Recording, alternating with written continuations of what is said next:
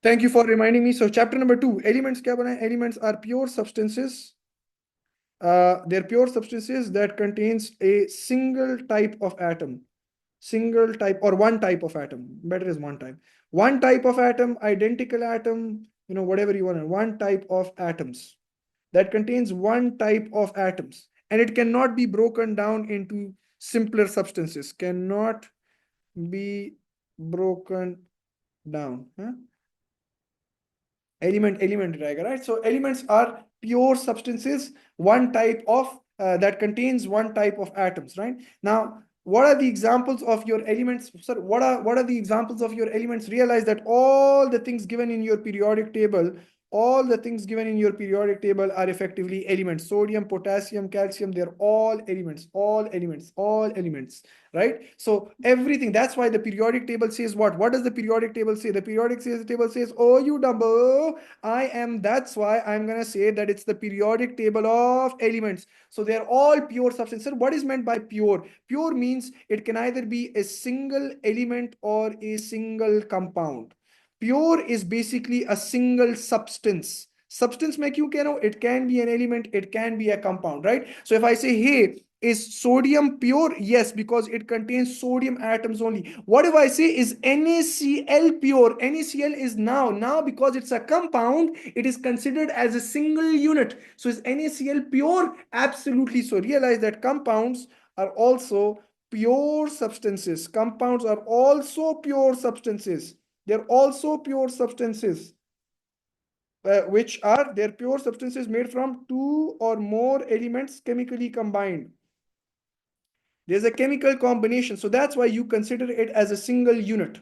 You know, there are two or more substances chemically combined, and obviously you can't break it down by physical means, but you can break it down by chemical means. So can't break it down by physical means. Yes, Avinish. Can't break it down by physical means, but you can break it down by chemical means, right? Like for example, through electrolysis, you could decompose these compounds. Compounds are pure substances, pure. Because if you have NaCl, now it's considered as one.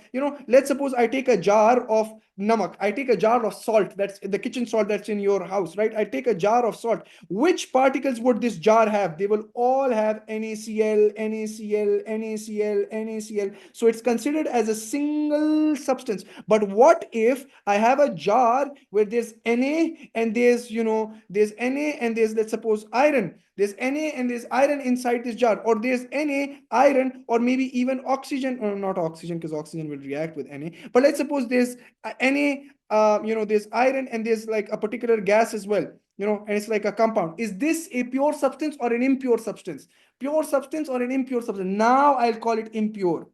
Now I call it impure because now it's not a single element or it's not a single compound. There are more than one substance. There is more than one substance. It can be compounds, it can be elements, but as long as there's more than one substance, if compounds or elements or mixture of compounds, elements, so it's not a pure substance. So this is called a mixture. Mixture क्या बोला है? Mixture are a physical combination. It's a physical combination of two or more substances, right? They're not chemically combined.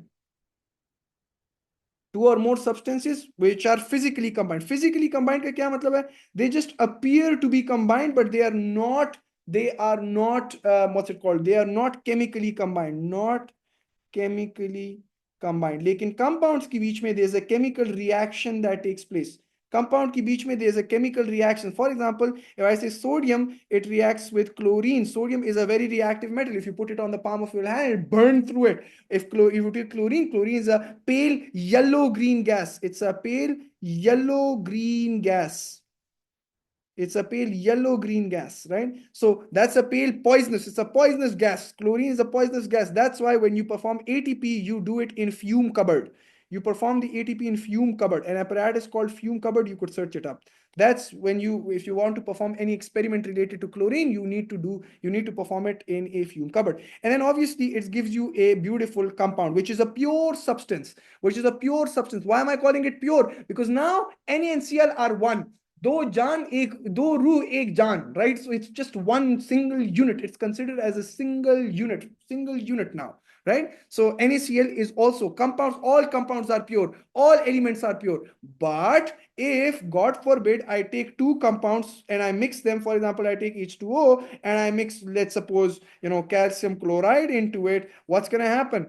If I take H2O or maybe even, mix NaCl into it, is this a pure substance now? Now it's impure, right? Let's suppose I take H2O and it's just H2O. Then that's a pure substance. But what if I add maybe sodium ions to it? What if I add chloride ions to it? So remember, the tap water that you guys drink, it has sodium ions, it has potassium ions, maybe even, fluoride ions for your health.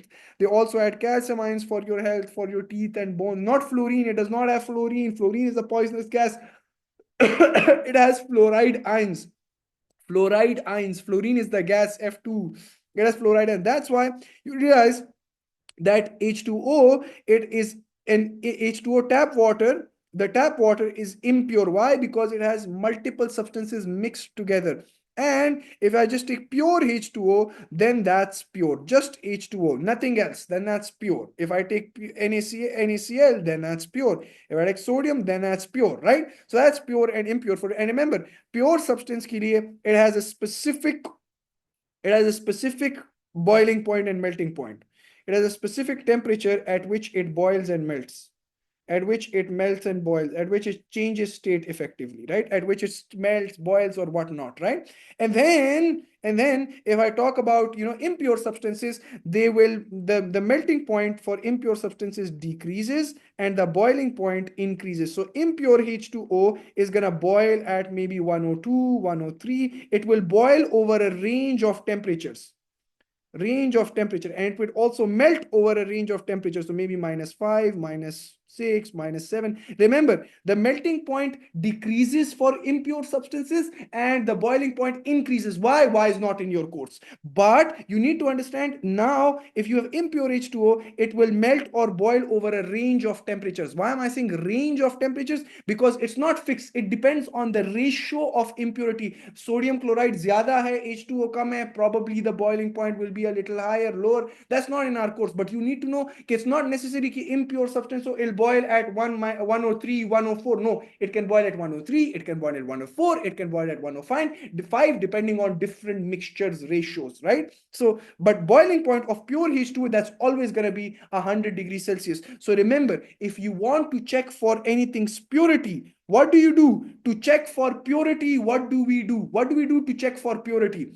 We look at the melting point and the boiling point. If you want to check for purity of water, it should melt at 0 and it should boil at 100. Then you'd say it's pure water. But if it melts at -2, -3, -4, or maybe boils at 102, 103, 104, you can't say it's pure. You will say it's impure, right? So impure mixtures जो है वो impure substances होते हैं, impure, right? So that's about purity and impurity, and that's the difference between compounds, elements and mixtures. Compounds, mixtures के बीच में 2-3 differences आप देख सकते हैं. Compound जो है chemically combined है, mixtures are physically combined.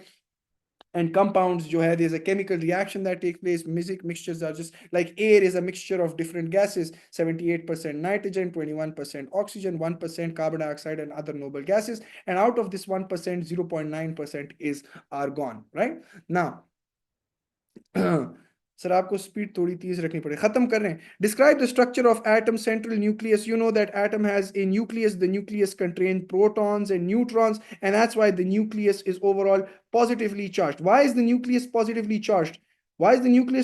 charged? Because of the protons, sir. And then you know that electrons are found in region called shells, right? So electrons, they are in these beautiful shells right here, and the first shell can hold up to a maximum of 2 electrons, and then the second can hold up to a maximum of f of 8, and so on and so forth. Remember, the third can hold up to a maximum of more than 8. How much? You learn that in A levels. In your course, the first 20 elements are there in your course. So aapne kehna hai first can hold up to a maximum of 2, second 8, and then 8, 8, 8, 8, 8, which is not true, but it will work for your O levels, right? So 2, 8, 8, 8, 8 maximum, right?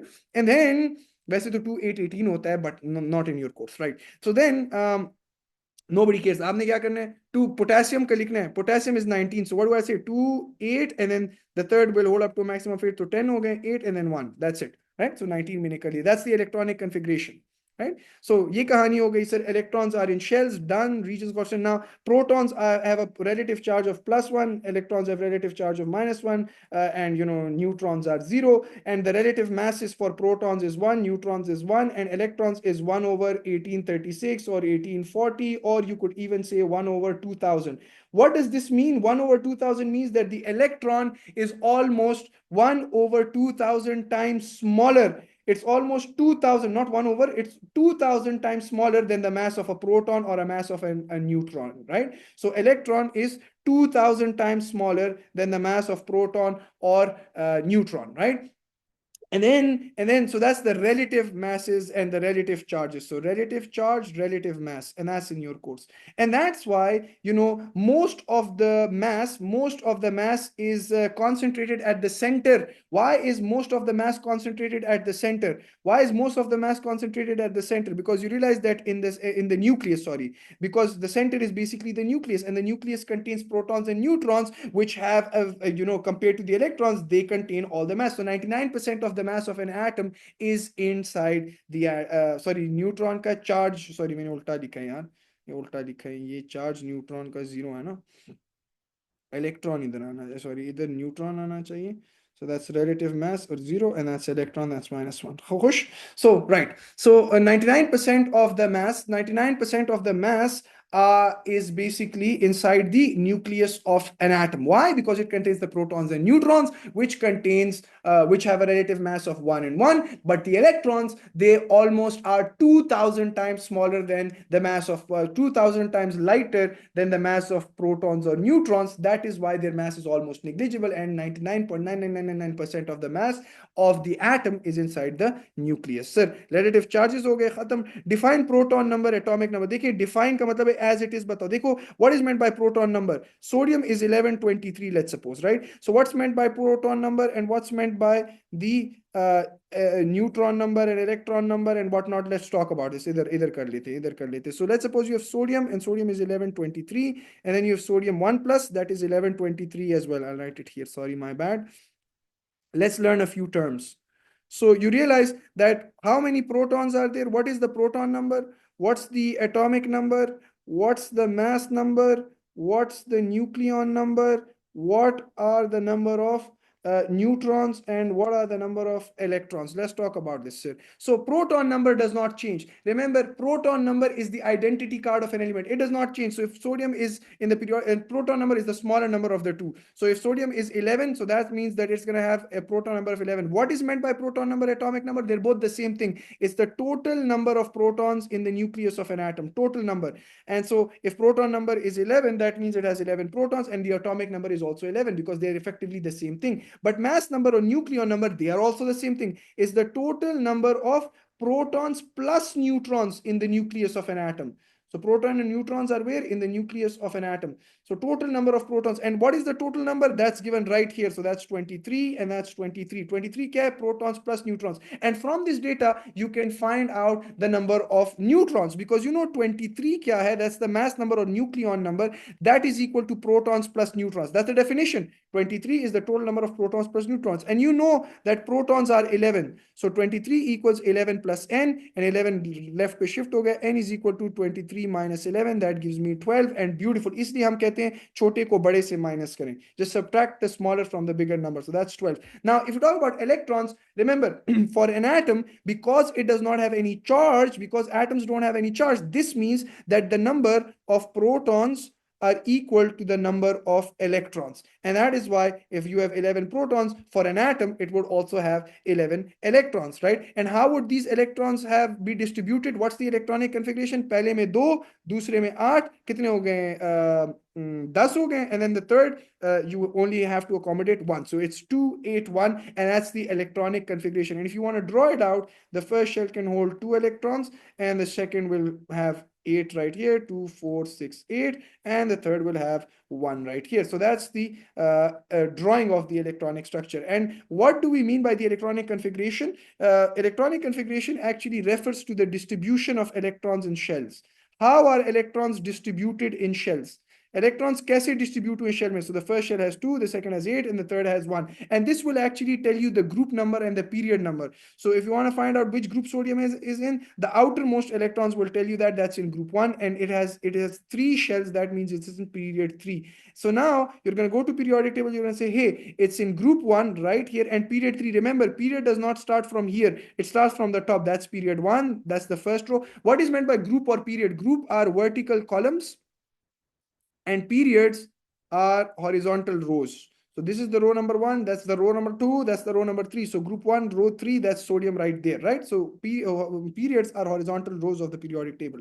Done. Now, if you check out why does an atom not have a charge? That's a theoretical question. Atoms के ऊपर charge क्यों नहीं होता? The reason why atoms don't have a charge is because the protons are equal to the number of electrons. The protons have positive charge, the electrons have negative charge. They are equal to each other, therefore the charges balance out. And the electrons are, the atom is neutral. So why is the atom neutral? Because protons are equal to the number of electrons. They have opposite charges, opposite but equal charges, पूरी बात लिखनी है, opposite but equal charges, which balance out, and therefore the atomic charge is basically, the atom is not overall charged. But what does this 1 plus mean? This 1 plus means that now this sodium has one fewer. Remember, protons can neither be gained nor lost, right? So what does this 1 plus indicate? It indicates, there's no other name for neutrons. 1 plus indicates what? 1 plus indicates that now an electron has been lost. So this species right here, it has one fewer electron than proton. So if it had 11 protons and 11 electrons, because of this 1 plus, that means now an electron has been lost. One fewer electron. So now it has 10 electrons, and protons same, atomic number same, mass number same, nucleon number same, neutron number same. The only thing that changes is the number of electrons. And if I were to draw it, it's basically 2, 8 now, right? Sodium 1 plus. And what is this 1 plus? This is an ion. What is an ion? An ion is a charged species. What is meant by a charged species? How is an ion formed? An ion is formed by the loss or gain of electrons. So either you lose electrons or you gain electrons. That's how you form ions. That's how you get charges. So it's the loss or gain of electrons. So it's 2, 8 right here. And if you want to draw the structure for it, draw the electronic configuration. So the first would be 2, the second would be 2, 4, 6, 8, and now it will also have a positive charge, and we will have to show this positive charge right here. Done, khatam, finished, tata, bye bye. किधर गया? Define proton neutron, define mass number, write the electronic configuration. We did it for the first 20, above 20. Achha, noble gases, if you realize in the periodic table, noble gases, they have a complete outermost electron shell.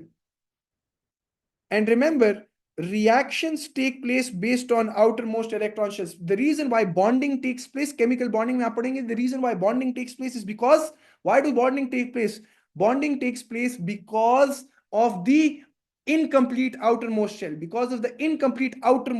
right? But that is the reason why noble gases don't react. They're called inert. They're called noble gases. Why are they called inert? Why are they called noble gases? Because they do not react. Why do they not react? That's the question. Why do they not react? Because they have a complete outermost electron shell. Please don't say they have a complete octet, because helium, it does not have a complete octet. Helium is 2, 4. So 2 are the number of protons. Therefore, 2 must be the number of electrons. As well, chota number are the number of protons and electrons. So 2 means it has 2 electrons. But because it only has one shell, and you know in the first shell you can accommodate 2 electrons, that is the reason why I'm going to say it has a complete outermost electron shell rather than saying a complete octet, because not all group 8s have a complete octet. Helium has a complete duplet, right?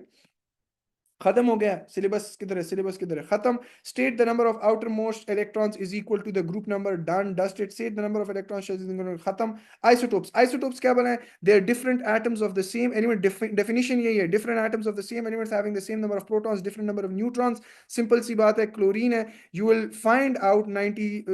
When you roam around in your planet or in your universe, you'll find out that there are different atoms of chlorine that can exist, and they'll have the same proton number. Remember, they'll have the same proton number but different neutron number or different nucleon number or different mass number, because if the mass number is different, the nucleon number would also be different, right? So when you roam around your universe, you realize that 75% of the time you're going to come across an atom called chlorine 35, Cl35, chlorine 35, and 25% of the time you're going to come across chlorine 37, and that's called abundance or frequency, right? Now, how do you calculate the relative atomic mass from this? How do you calculate the AR from this?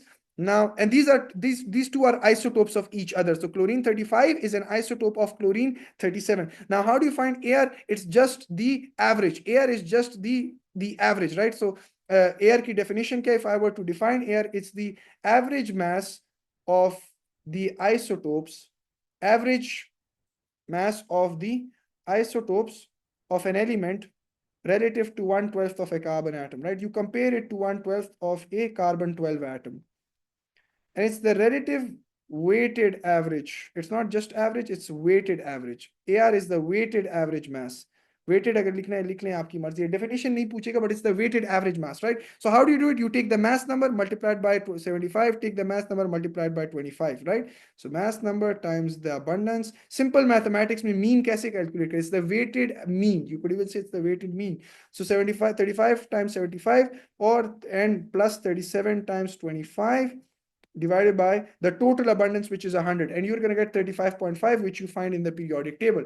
No need to remember AR key definition. No, you need to know this, but just know it's the weighted average mass of the isotopes. देखो हम इसका क्या करें? What are we doing? We're taking the weighted average mass, and this 35, 37 are compared to a carbon 12 atom, 1/12 of a carbon 12 atom.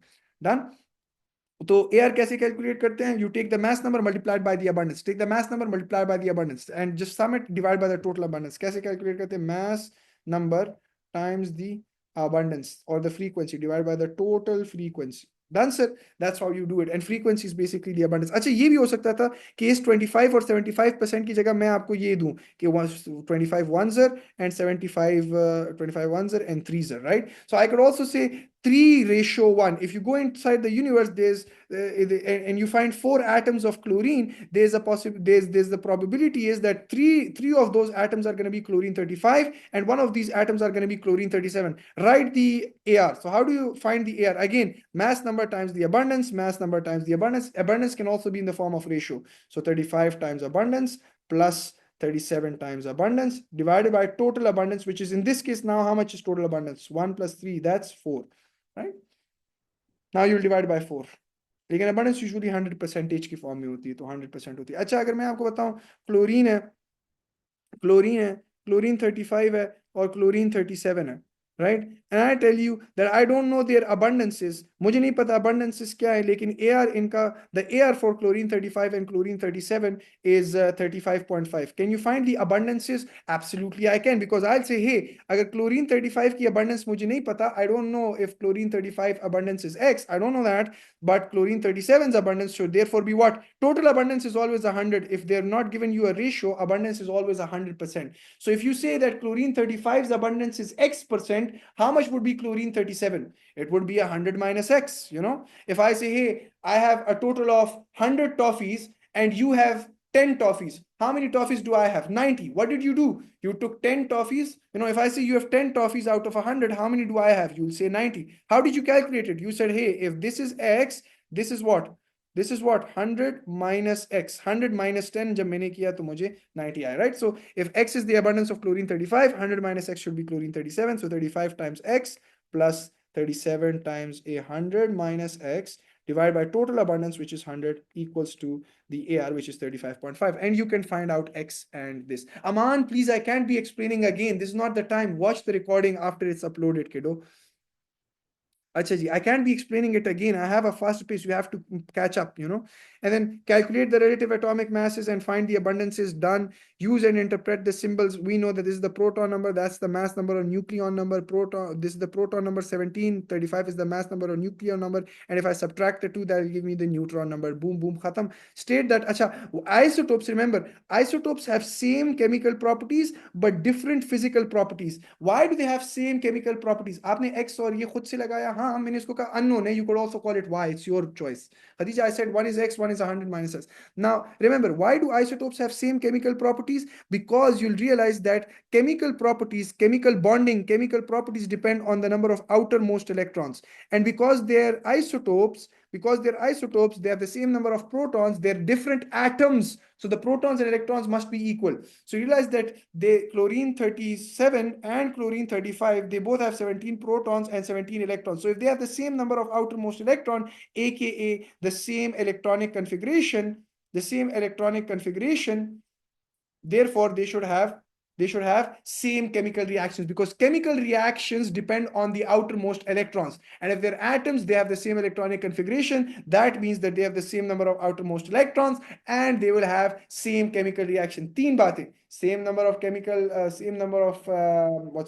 same number of outermost electrons. Why? Because of same electronic configuration, and therefore they're going to have they're going to have same chemical reactions, but they will have different physical properties. Why do they have different physical properties?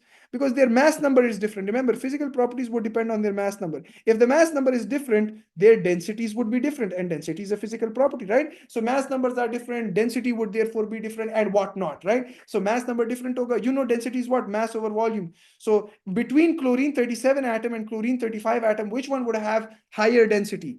Between chlorine 37 atom and chlorine 35 atom, which of these would have higher densities? Chlorine 37 atom. Why? Because it has a higher mass. Higher mass means zyada density, right? One more thing, this has never been tested. Let's suppose I tell you guys that there are 10 atoms of chlorine, 10 atoms of Cl.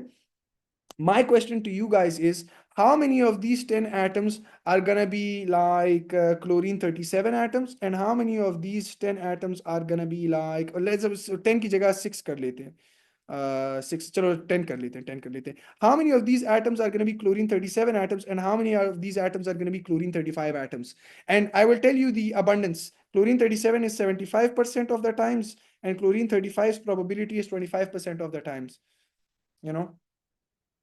So how many, इसको 10 की जगह ना कुछ और कर देते हैं यार, कोई ऐसा नंबर मुझे बता दें जो इस पे डिविजिबल हो. 3 और 4 into 6, I think 6 कर लेते हैं, 6 atoms कर लेते हैं, 7 नहीं 6 कर लेते हैं, 10 नहीं 6 कर लेते हैं. So how many atoms of chlorine would be chlorine 35, and how many atoms of chlorine would be chlorine 37? हाँ जी, 6 atoms में से कितना chlorine 35 होगा, कितना chlorine 37 होगा? और 6 भी छोड़ देते हैं यार.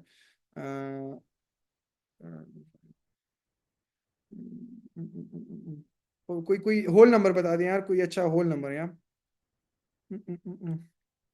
बताएं होल नंबर यार, कोई बता दें प्लीज. 6 की जगह 7 बताऊं, 25 कर लूं, 25 से आ जाएगा. 25 atoms of chlorine. So what do we do? I just want to tell you guys the concept here. Just multiply it with the percentage. So 75% multiplied by 25, that's how many chlorine atoms would you have, and out of these 25 atoms, and 25% multiplied by 25% multiplied by 25, that's how much chlorine 35 atoms you'd have. It's just a mathematical expression. मतलब आपको सिर्फ सिखा रहा हूँ कि maths wise आपको test हो सकता है. It's never been tested, but this can be tested. The question is not quite right, but आपको सही सवाल आएगा, right? You just take the percentage multiplied by this. Take the percentage multiplied by this, right? हाँ जो भी है, सवाल सही नहीं है लेकिन जो भी है, right? I just wanted to check out your mathematical calculations. खत्म. So that's finished. Chemical properties therefore the same. Ionic bonding क्या है? Ionic bonding forms metal to non-metal. Transfer of electrons होता है. There's a transfer of electrons, and covalent bonding में obviously, and ionic bonding की definition आनी चाहिए. What's the definition of ionic bonding? Definition: there's a transfer of electrons from metals to non-metals, forming oppositely charged ions which are held together by strong electrostatic forces of attraction. And that is why ionic compounds, they have a high melting point. Why does ionic compounds have high melting point and high boiling point? Remember, ionic compounds have a high melting point and high boiling point. Why? Why do they have high melting points? Why? Because they have strong electrostatic forces of attraction, or strong ionic bonds, aka strong ionic bonds. Therefore, a lot of energy is required to break it. A lot of energy is required to melt it.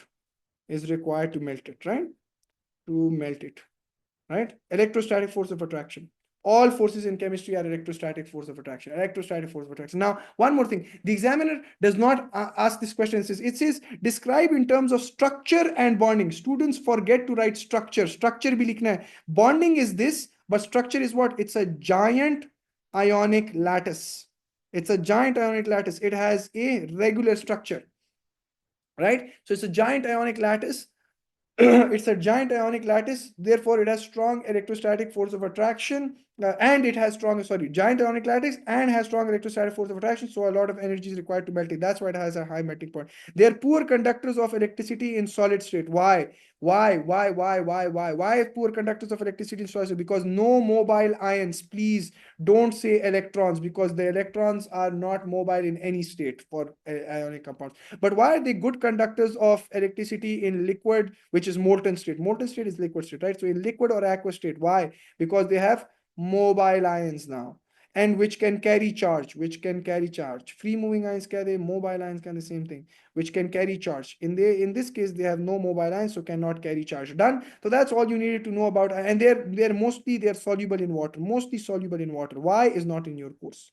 These are the properties of ionic compounds. Done. So ionic compounds खत्म हो गए. Then oppositely charged ions भी हो गया. Ionic bonds metals और non metals के बीच में होते हैं. Dot and cross अगर बनाना है तो sir, dot and cross is very easy. This is sodium 1 plus, and let's suppose this is the chloride 1 minus. चलो magnesium का कर लेते हैं. Magnesium 2 plus and Cl 1 minus. Because magnesium is in group 2, it's gonna lose 2 electrons to make an ionic bond with chlorine, but chlorine is in group 7. It can only gain 1 electron. So where will the other electron go? You will realize that another chlorine atom would be needed. So this is what effectively forms. That's why the formula is MgCl2. Why is it MgCl2? Because for 1 magnesium ion you need 2 chloride ions, right? So मैं क्या करूंगा sir, मैं बनाऊंगा dot and cross. Magnesium is 1224. So now the way to think about it is say, hey, you have 12 electrons and 12 protons for a neutral atom, but now it's 2 plus. So now it has 2 fewer electrons. So it has 10 electrons. So now the electronic configuration would be 2, 8. So in the first shell, it has 2 electrons, and the second, it would be 2, 4, 6, 8. I'm representing it with a dot across, doesn't matter. But now you also have to write the charges. Because it's a 2 plus charge, I'll write the 2 plus charge here. And then for chlorine, it's right here. The first, I'm just writing the outermost shells, right? So chlorine was in group 7. It had 7 electrons in the outermost shell. Oh, I'm using dots here as well. Let's use crosses, dot and cross, right? So it has 7 electrons right here, and it took 1 from Mg. So now there's going to be 1 electron coming from Mg, and it has a 1 minus charge. You could either write a 2 here, or you could just duplicate this stuff right here. You could just literally just duplicate this beauty right here. So just duplicate. Examiner आजकल duplicate करके दे रहा है. Or you could just add a 2 here to show that 2 chloride ions were needed for 1 magnesium 2 plus ion. Done, dusted, finished. That's how you make the dot and cross diagrams. हो जाएगा, खत्म कर रहा हूँ ना, टेंशन क्यों ले रहे. And then how do you draw the covalent bonds? Covalent bonds is very easy. You just need to make sure that अच्छा non metals और metals किधर हैं periodic table में. This is the staircase, right? So before to the left of the staircase you have metals, and to the right of this staircase you have non-metals. And what happens to the metallic and non-metallic character? To the left hand side the metallic character increases, to the right hand side the metallic character decreases, because you have metals, so metallic character would increase to the left. And what should happen to the non-metallic character? To the right it increases because you have non-metals, and to the left it decreases because you have metals, right? Finished. अच्छा, अब covalent bonding कैसे बनाते हैं? Just think from this perspective. O2 का covalent bond सिर्फ एक बना के दूंगा. O2 का covalent bond कैसे बनेंगे? देखिए, oxygen is in group 6. This is how you're going to think about it. Oxygen is in group 6. So how many electrons does it need to become stable? Does it need to become stable? How many electrons? 2 electrons चाहिए. The number of electrons that it needs to become stable is the number of bonds that it will make. So it will make 2 bonds. So O and O. How many bonds would they make? O2 means 2 O's, right? How many bonds would it make? Sir, it would make janabe wala 2 bonds right here. Done, sir. I did the so-called आधी से ज्यादा तैयारी हो गई. हाँ.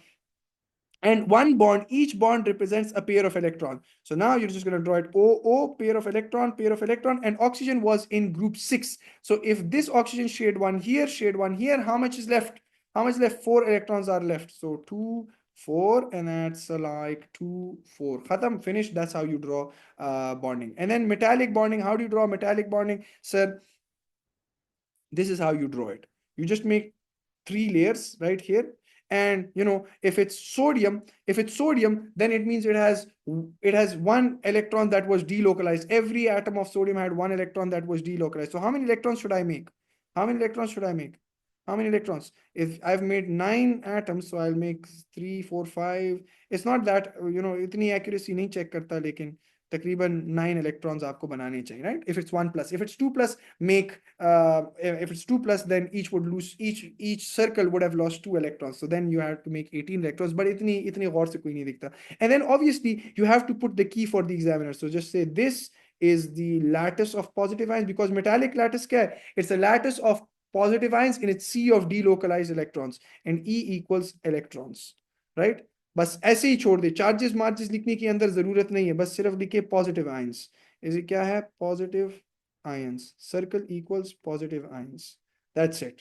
Don't need to write the charges inside it. If you want, you could write, if it's sodium, then you could write plus, plus, plus. If it's magnesium, then write 2 plus, 2 plus, 2 plus, 2 plus. Now, चलो वो आगे बाद में देखते हैं. खत्म. That's metallic bonding right here. So describe metallic bonding as the electrostatic force of attraction. अच्छा, and also what is the structure? It's a giant metallic lattice.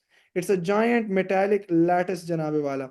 And examiner kya puchte hai? The question that the examiner asks, why do metals, remember group 1 metals, they have low melting points relatively, but all the other metals, they relatively have high melting points. Why? Because it's a giant metallic lattice. Describe and explain in terms of structure and bonding. So he'll always ask you in terms of structure and bonding. So it's a giant metallic lattice. That's 1 mark. And bonding, it is a lattice of positive ions in a sea of delocalized electrons. Therefore, a lot of energy is required to melt it. 3 marks, 3 pure marks again. But simple covalent molecules right here. Simple covalent molecules, what's their structure? They are simple covalent molecules. They're simple covalent molecules with, and what's the bonding? They have weak intermolecular forces of attraction. And because of this weak intermolecular force of attraction, you'll realize that less energy is required to melt it or boil it, right? That's why they have that's why they have low melting points and low boiling points. That's a very typical question. Remember, simple covalent molecules do not have weak covalent bonds. Covalent bonds are these bonds right here. Where did it go? Covalent bonds is this bond right here. This bond is a very strong bond. It's an electrostatic force of attraction between the nucleus and the shared pair of electrons. If you can't get your brain through it, just watch the recordings later on. It's okay. I'm going fast because I have to finish the entire course in the next hour, right? So this is a covalent bond. Covalent bonds are strong bonds like ionic bonds. It's fine. Covalent bonds are very strong bonds. You don't break this to melt it. What do you break? You break this stuff right here.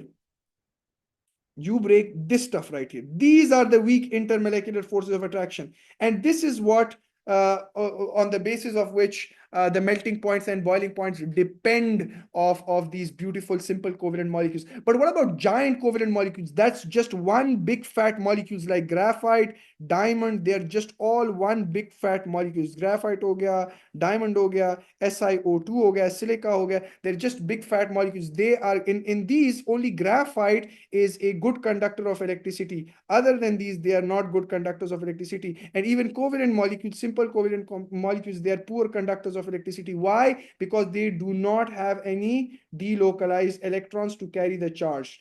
इसमें electrons की बात करनी है. Only in ionic compounds you have to talk about ions, right? And then obviously these two, graphite, it's a good electrical conductor. Why? Because it has delocalized electrons. And remember, graphite is soft and slippery. Why is graphite soft and slippery? Because it has weak forces between the layers. Weak force, but it's one giant molecule. Diamond is one giant molecule. Silicon oxide is one giant molecule. Each graphite and diamond both are different forms of carbon. They're just both graphite and diamond. They're just different forms of carbon, which you call allotropes. They're both carbon, but the only difference is their structure is different.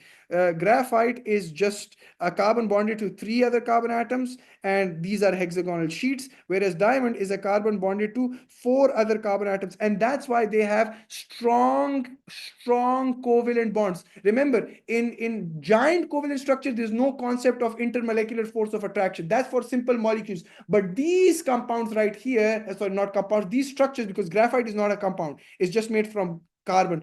Diamond is not a compound, it's just made from carbon. But silicon 4 oxide, that's, you could say that's a compound, and you could also call it a macromolecule, right?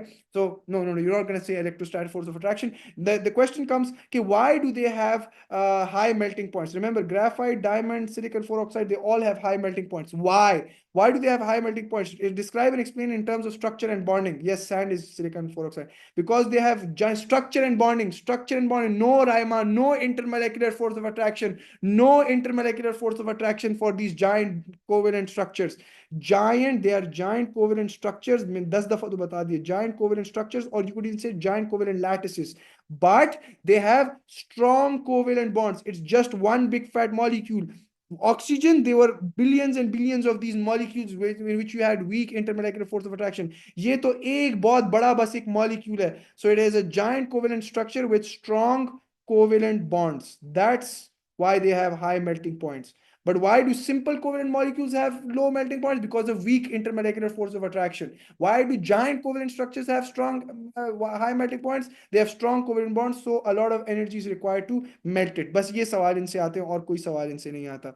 तो ये खत्म हो गया जनाब वाले किधर है. और yeah, remember, the metals, they are good electrical conductivity. Why? The examiner asks why. Because they have delocalized electrons to carry the charge. Why they're malleable and ductile? Malleability and ductility is the ability of metals to be hammered into sheets and to be rolled into wires. Malleability is to be hammered into sheets, and ductility is to be rolled into wires, right? And why are metals malleable and ductile? Because the layers can slide over each other. Because these layers can slide over each other. And that's why, to prevent this, prevent this, you get something known as alloys. What are alloys? Alloys, janabe wala, they are mixtures. They are mixtures of metal. It's a mixture of metal. It's a mixture of metal with other elements. With other elements. It can be metals, it can also be non-metals. But the way alloys work is that you disrupt the regular structure. So you add different sized atoms. How do alloys work? We add different sized atoms. We mix different sized atoms. The layers can no longer slide over each other. And janabe wala, each other and over each other. And janabe wala, what happens? Now you have a hard structure, a rigid structure.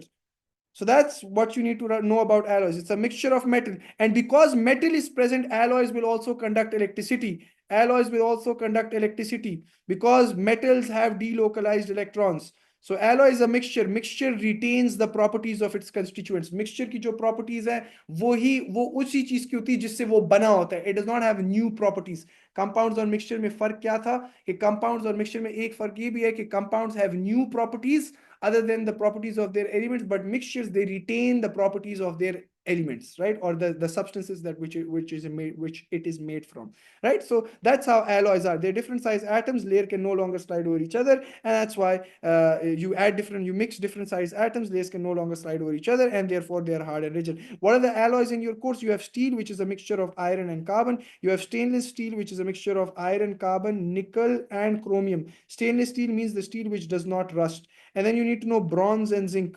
Bronze and zinc, bronze and brass, right? So bronze is copper, and this is also copper, and bronze is copper plus tin, which is Sn, and brass is copper plus zinc. You need to know this. Khatam, finished. That's alloys bhi khatam ho gaya. So that's done right there.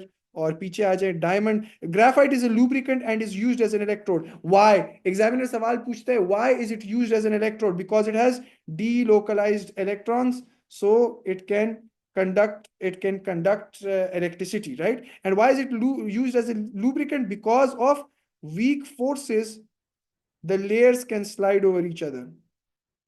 The hexagonal sheets can slide over each other. Sheets or layers can slide over each other, right? Over each other. Why is graphite used in cutting tools? Because it is hard. Why is graphite hard? Because it has strong covalent bonds. Describe the giant covalent structure of silicon 4 oxide. What's the giant covalent structure of silicon 4 oxide? Each silicon is bonded to 4 oxygen atoms. Just like in diamond, each carbon is bonded to 4 other, what's it called? Sir, did you finish organic chemistry? Each carbon is bonded to 4 other carbon atoms. What is the similarity between silicon 4 oxide and diamond? They both have a tetrahedral shape. दोनों की shape tetrahedral होती है, चार atoms है ना, tetrahedral shape, and they both are giant covalent structures. Don't say compounds, because silicon 4 oxide is a compound, diamond and graphite is not a compound because it's just made up of carbon. Giant covalent structures in janab. And that's it, right? So you could say this, and each atom is bonded to 4 other atoms. So that's the similarity. Bonded to 4 other atoms. Also, elements, compounds, or molecules में फर्क सीखे. Molecules forms when 2 or more atoms chemically bond.